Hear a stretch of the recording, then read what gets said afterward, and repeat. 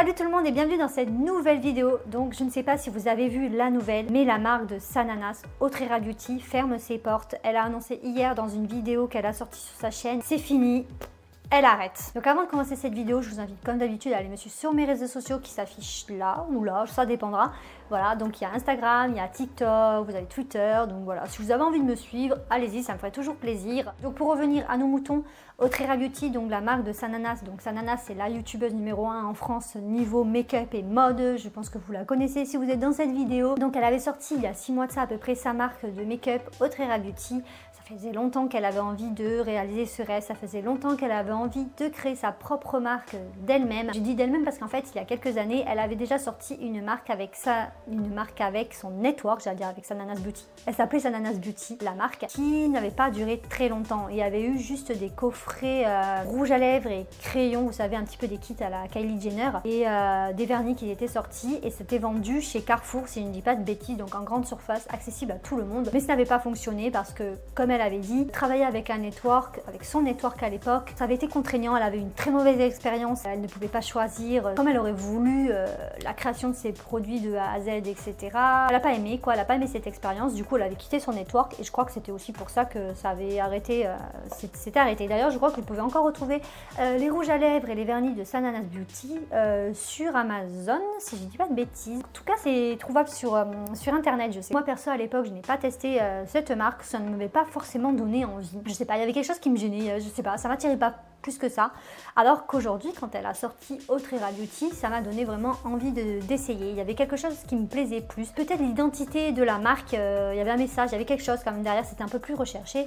Tandis que Sananas Beauty, c'était Sananas Beauty, voilà, c'était Sana qui lançait une marque de make-up, mais il n'y avait rien derrière. C'était un peu vide. Même à l'époque, je n'avais même pas compris que c'était carrément sa marque. Ça avait été assez fou. Beaucoup de personnes n'avaient pas compris et pensaient que c'était une collab avec Carrefour. Voilà, moi j'avais compris ça comme ça et au final non, c'était sa marque. Mais pas que sa marque, je pense que c'était aussi celle de son network. Aujourd'hui, avec Autrera Beauty, ça m'a donné envie de tester ça. Voilà, j'ai testé, j'ai été présente sur le site quand la marque est sortie. J'ai testé les produits, j'en ai fait une vidéo et franchement je n'étais vraiment pas déçue. Première commande, c'était la palette et la houppette. Et récemment, j'ai commandé quelques pinceaux parce qu'elle avait fait pour le Black Friday à moins 50%, un truc comme ça, et qui était super intéressant sur les pinceaux. Franchement, j'ai craqué de fou. Enfin, craqué de fou, j'en ai acheté 3. C'était vraiment intéressant et du coup, je les ai achetés et je ne suis vraiment pas déçue. J'ai acheté le pinceau fond de teint, le pinceau anti-cerne et le pinceau highlighter, et les deux premiers pinceaux, je les kiffe de malade. Ils sont trop bien. Je me maquille tous les jours avec. Donc, hier, elle a annoncé qu'elle a arrêté sa marque. Alors, elle a donné des raisons. Elle a dit qu'en fait, elle était tombée en dépression à cause de trop de travail, que gérer Sananas, la youtubeuse, et Sana, la chef d'entreprise d'une marque de make-up, c'était pas possible. C'était beaucoup trop de travail, qu'elle faisait tout toute seule, qu'elle n'avait pas de collaborateurs, que c'était elle et simplement elle qui gérait tout. Qu'elle était tombée en dépression car elle se mettait beaucoup trop la pression, hein, pour pas faire un mauvais jeu de mots. Voilà, elle pouvait pas se couper en deux, etc. Qu'elle avait eu beaucoup de problèmes à gérer autour de cette marque. Et ça d'ailleurs je reviendrai après là-dessus. Que voilà, donc elle avait préféré pour son bien-être personnel arrêter Autrera Beauty. Donc est-ce que c'est un choc? Est-ce que c'est pas un choc? Moi personnellement, je sais pas, j'ai senti quelque chose, j'ai senti féerique, voilà, j'ai senti un petit truc, tu vois. Je dirais au moment du Black Friday, au moment des grosses soldes, je me suis dit, waouh, elle fait quand même pas mal de soldes là, elle en fait beaucoup quoi. Je me suis dit, pour une petite marque, c'est quand même assez fou. Donc je me suis dit, il y a quelque chose derrière. Et au final, je m'étais pas trop trompée, mon pressentiment que j'ai eu était là. Effectivement, elle ferme sa marque et c'est ce que je pensais. On va venir sur le point des problèmes que soi-disant elle a eu. Donc déjà au lancement de sa marque, on sait tous le problème numéro 1 qu'il y a eu, c'était le site qui faisait que merdouiller, qui faisait que planter. Lancement de la marque, site cassé en deux. Lancement des rouges à lèvres, donc qui sont arrivés il y a à peine 2 mois, cassé en deux. Même encore actuellement, que des soucis sur le site. Je ne l'ai pas dit, mais il y a moins 70% sur tout le site vu qu'elle brade tout pour se débarrasser des produits. Effectivement, les gens se sont rués dessus. Moi la première, hein, je dis pas le contraire. J'ai mis 3 heures quand même pour faire mon panier. C'était une catastrophe. J'étais avec un pote au téléphone. On est resté 3 heures au téléphone en train de, comme ça, d'essayer de commander. On était en mode ouais, on cherche des techniques, ouais, tu restes sur le rouge à lèvres, tu attends, il faut pas en remettre 2 parce que sinon si tu fais que des clics, tu vas en avoir 50 dans ton panier. Après pour les enlever, ça va être une catastrophe. On avait code 504, on avait code 520, code 501, j'ai eu code 524, code 522, enfin code erreur quoi. Mais c'était une catastrophe. On est passé par tous les chiffres et tous les nombres inimaginables, mais on a réussi à passer notre commande après 3 heures. Pour parler du site, c'était une vraie catastrophe. Lancement du site catastrophique. Elle disait que de toute façon, elle avait payé, qu'elle avait mis une belle somme dans cette création de site internet parce qu'elle voulait pas que ça arrive. Et malheureusement, c'est arrivé 2 fois et maintenant 3 fois quand même. Il y a des gens qui ont remis en doute ses propos en disant que c'était peut-être fait exprès, que le site plantait pour donner l'impression que vite, trop de monde, vite, faut que je commande. Donner envie aux gens de vite acheter. Vous voyez, la peur de ne pas avoir quoi, c'est un petit peu ça. Moi personnellement, j'ai un doute. Elle avait dit lors de la vidéo de lancement de sa marque que les palettes, il y en aurait pour tout le monde, qu'il n'y aurait pas de souci à se faire dessus. Donc je ne vois pas l'intérêt de faire le site qui crache alors qu'elle a dit ça. Elle aurait dit par exemple, oui, c'est une quantité limitée, machin, tu vois. Ça aurait été différent. Ça a craché parce que trop de gens se sont connectés et la peur de faire comme, vous savez, la marque en collaboration qu'elle a faite avec Sephora, les palettes en collaboration, je pense qu'aussi c'est cette peur. Moi je sais quand j'ai commandé la première fois sur son site pour la palette, je me suis dit vite, je vais commander, je la veux et tout, je vais trop la tester et j'avais peur de ne pas l'avoir comme par exemple ça aurait pu m'arriver sur le site de Sephora à l'époque. D'ailleurs à l'époque c'était aussi une catastrophe, hein. Le site avait aussi planté, hein, alors que c'est Sephora, hein, il avait planté, bon beaucoup moins que son site à elle. Donc ensuite elle a eu des problèmes au niveau de la vente de ces rouges à lèvres qui sont arrivés en retard. Il me semble que c'est le packaging press où il y a un truc qui n'allait pas. C'est pour ça qu'ils sont arrivés en retard en vente sur le marché. Il y a eu un problème à ce niveau-là, ça avait énormément saoulé. Je crois qu'aussi elle a eu un problème avec le packaging des crayons à lèvres, vous savez, parce qu'ils sont rétractables et qu'apparemment il n'y a qu'en Allemagne qui a ce marché-là et qu'elle a voulu absolument un crayon rétractable parce que c'est ce qu'elle kiffe et qu'elle se voyait pas proposer un crayon à lèvres basique qui se taille. Donc entre le temps de la première sortie et le temps des rouges à lèvres, c'est quand même écoulé pas mal de mois. Moi d'ailleurs c'est ce que j'ai reproché assez vite à la marque, c'est qu'elle n'a pas proposé de nouveaux produits assez vite. Il y a eu une petite lassitude je pense aussi à ce niveau-là, hein, c'est mon avis, mais je pense il aurait fallu quelque chose à la rentrée qui sorte. Bah les rouges à lèvres ça aurait été cool, mais après bon, si elle a eu des problèmes, ce n'est pas de sa faute, ce n'est pas de son ressort, elle peut rien faire, elle va pas aller dans l'usine et fabriquer elle-même les trucs, vous voyez. Ça, voilà, c'est dommage, mais je pense que ça n'a pas dû aider et je pense que ça fait partie des problèmes du coup qui ont dû lui fracasser le moral. Ça n'a pas dû être évident à gérer parce qu'en plus aussi elle avait dit qu'elle comptait donc sortir les rouges à lèvres avant et sortir un petit kit avec le rouge à lèvres rouge et le crayon rouge, donc le passionnante et le amourette pour Noël parce que bon c'est la couleur de Noël, le rouge à lèvres etc. Et qu'elle n'a pas pu faire ça et qu'elle a dû tout vendre ensemble. Ensuite maintenant il y a les problèmes, les choses qui ont été dites par les consommateurs, par les abonnés, par les haters aussi parce qu'il faut le dire, parce qu'il y a quand même des haters qui sont été là et qui ont critiqué pas mal. Il y a eu aussi le fait que les prix étaient trop chers, notamment de la palette qui coûte 45 €. Bon là si ça vous intéresse elle coûte 15 € donc foncez, c'est un conseil que je vous donne. Moi quand j'ai vu le prix de la palette, 45 €, je me suis dit ah ouais quand même ça fait mal. C'est vrai je me le suis dit, je vais pas le nier, je me suis dit ça fait mal au cul quand même. Et puis j'ai réfléchi, 45 € pour une palette comme la sienne, avec un packaging qui n'a jamais été vu sur le marché, une qualité des fards qui est là. Bon bref, quand tu achètes la palette, tu le sais pas encore parce que tu l'as pas reçue, mais je m'en doutais que la qualité allait être là. Et puis elle a fait des vidéos, elle a montré que tu vois que ça va être qualitatif. Et puis moi, c'est une personne, c'est un que je suis depuis très longtemps, donc j'ai quand même confiance un minimum à ce qu'elle recommande. J'ai jamais été déçue des produits qu'elle a recommandés que j'ai pu acheter. Voilà, donc j'avais confiance. Donc voilà, quand tu vois le travail fait sur la palette, 45 €, ça va. En comparé par exemple à certaines palettes où au final t'as que le packaging qui est beau et que la qualité c'est pas ouf et ça coûte 45 €. Ou l'inverse, des fois c'est la qualité qui est là,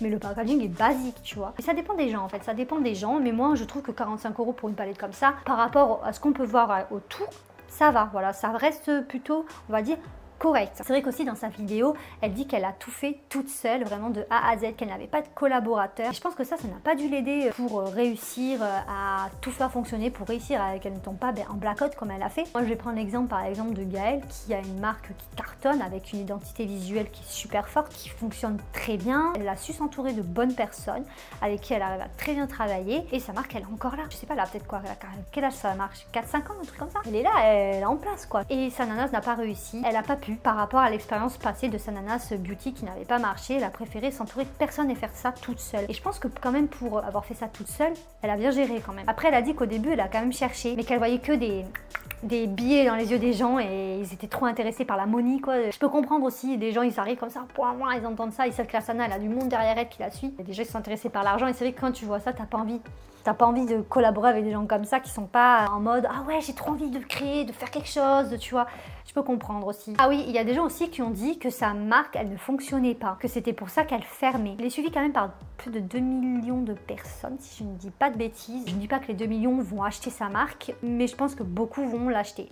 Elle a dit elle-même dans sa vidéo hier, qu'elle a remercié parce qu'elle a eu énormément de nombre de commandes. Elle était très contente sur ça. Est-ce que c'est vrai? Est-ce qu'elle est choquée quand même parce qu'elle est contente d'avoir eu, je sais pas moi, 100 000 commandes? Mais beaucoup de gens ont dit que oui, effectivement, la marque ne marchait pas. Et ça, bien avant cette vidéo, bien avant qu'elle annonce ça. D'après vous, est-ce que vous pensez vraiment que sa marque, elle a pas marché? Je sais pas, moi j'ai un doute quand même de me dire qu'est-ce que la marque de Sana, elle a pas marché? En sachant qu'elle est suivie par beaucoup de gens, les collections avec Sephora ont très bien fonctionné, que la qualité était vraiment présente. Mais c'est vrai que hier, quand on a commandé avec mon pote, on s'est rendu compte que notre numéro de commande, vous savez, le numéro de commande que tu as quand tu commandes MDR, moi c'était le numéro 78 000 quelque chose, je crois. Et lui qui l'a commandé juste avant moi, c'était dans les 72 000 je crois. Alors voilà, c'est une question maintenant pour les gens qui s'y connaissent.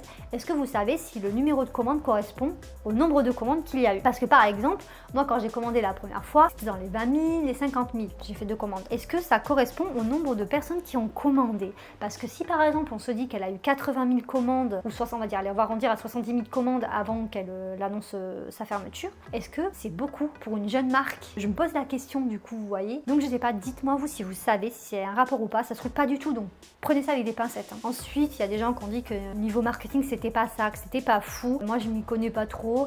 Je sais juste qu'il y a des gens qui ont dit que bon, les photos étaient pas folles, etc. Bon bref, ça, c'est chacun un peu ses goûts. Elles étaient pas non plus horribles. Les photos, je les ai trouvées quand même assez jolies. Franchement, moi j'ai rien à dire là-dessus. Ça restait dans le thème et dans l'idée de sa marque. Beaucoup de gens aussi ont critiqué un petit peu le fait de truc de la guerrière de l'Amazon, etc. Bon, c'est un délire. Franchement, il faut se dire, c'est un délire. Elle a voulu faire une marque qui était engagée, qui était féministe. Moi, j'ai bien aimé l'idée. C'est vrai qu'après, bon, c'était un petit peu trop le truc de l'amazonienne, le machin. Il y avait des trucs, des fois, c'était un peu trop d'éléments quand tu lisais sur le site avec des pavés sur l'amazonienne, le machin, etc.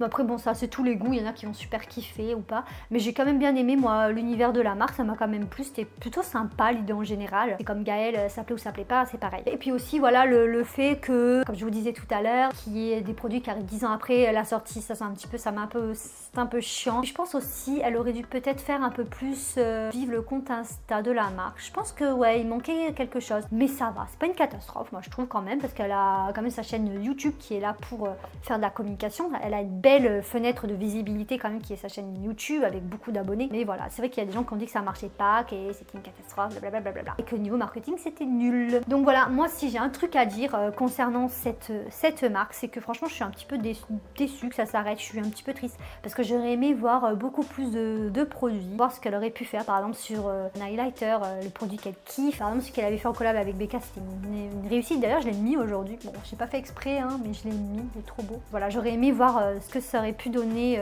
au niveau des autres produits, par exemple aussi les anti-cernes, les mascaras, etc. Voilà, c'est dommage. Et puis bon, ben tant pis, c'est comme ça. Il y en a plein d'autres marques sur le marché. Elle a réussi quand même à faire ce qu'elle a toujours rêvé de faire, créer une marque de A à Z. Elle a appris énormément. Donc c'est dommage, mais c'est la vie, c'est comme ça. Je pense qu'elle a préféré se concentrer sur la santé et elle a eu raison. Parce que du moment que tu en arrives à faire des dépressions, etc., c'est qu'il y a quelque chose qui ne va pas et que quand tu arrives à mettre le doigt dessus, bah, il faut faire un choix. Et elle a préféré sacrifier Autrera Beauty que sacrifier Sananas, 21,06 € à l'époque. Voilà. Donc voilà, je pense que j'ai plus grand chose à dire. J'espère que cette vidéo vous aura plu. Ça a été que du blabla. Hein. Je vais essayer de faire en sorte qu'elle soit pas trop longue. Je pense que ça ira. Et aussi, j'ai qu'une chose à vous dire. Si vous êtes intéressé du coup par les produits de Sananas, que vous avez envie d'acheter des pinceaux de qualité, de faire plaisir à quelqu'un ou de vous offrir une belle palette, vas-y, allez-y, j'allais dire vas-y, allez-y, foncez. Franchement, le site ferme le 6 de ce mois-ci, donc quand vous verrez cette vidéo, ben, on sera le 5 parce que j'ai essayé de la sortir le lendemain que je la tourne. Donc c'est pour ça, si vous avez envie vraiment de voir, d'avoir des bons produits avec des prix vraiment très réduits, allez-y. Les pinceaux commencent à partir de 3 €, les rouges à lèvres sont à 5,90 €. C'est le moment, la palette est à 15 €. Si je regarde par là, c'est le retour caméra. Donc c'est vraiment le moment de se faire plaisir ou d'acheter des produits que vous n'aviez pas pu vous acheter avant. Voilà, c'est tout ce que j'ai à dire. Donc voilà, si cette vidéo vous a plu, lâchez un petit like, commentez, dites-moi votre avis, j'ai envie de la connaître, j'ai envie qu'on échange un peu plus sur la chaîne, on n'échange pas assez. Voilà, donc j'espère que ça vous aura plu et sur ce, je vous dis à bientôt pour une prochaine vidéo. Tchuss! Bye.